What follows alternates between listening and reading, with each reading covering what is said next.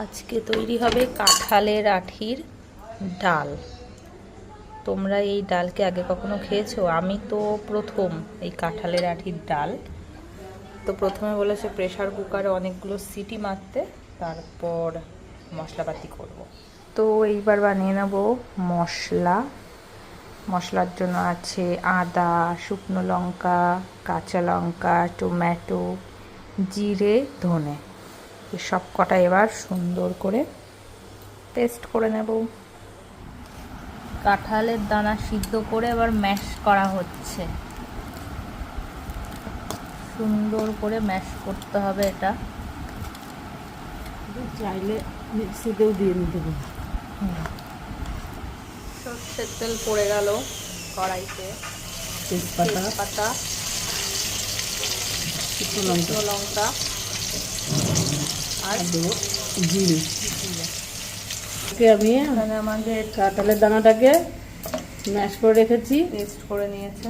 একটু না থাকলে আবার মনে হবে যে একদম ডাল, ওই জন্য একটু দানা দানা রেখেছি। একটু দানা দানা বাড়বে। হ্যাঁ, তাহলে মনে হবে যে এটা কাঁঠালের আঠি।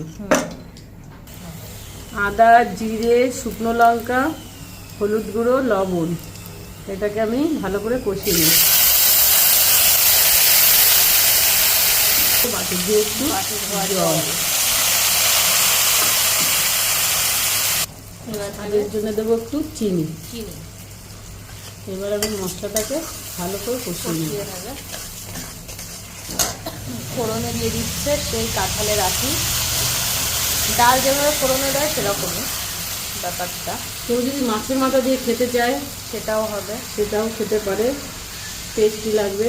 আমাদের নিরামিষ, তাই আমরা নিরামিষ করে খাই। আমাদের শ্রাবণ মাস নিরামিষ, যেহেতু আমরা একটু মাখা মাখা করবো, অল্প জল দিল, গামলা ধোয়া যায়।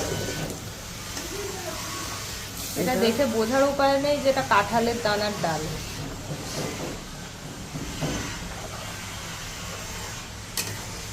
ডাল আমাদের একদম ফুটে গেছে। এবার দিয়ে দেবে ঘি, গরম মশলা।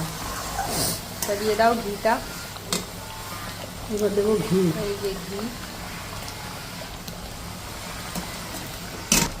গরম মশলা। এবার ঘি গরম মশলা দিয়ে তারপরে আর একটুখানি নেড়ে চেড়ে আর একটুখানি মাখা মাখা হলে এটা নামিয়ে দেবো। কেমন হয়েছে? দারুণ হয়েছে। আপনারা বলবেন, বানিয়ে খাবেন। এটা কাঁঠালের দানার ডাল বোঝা যাচ্ছে।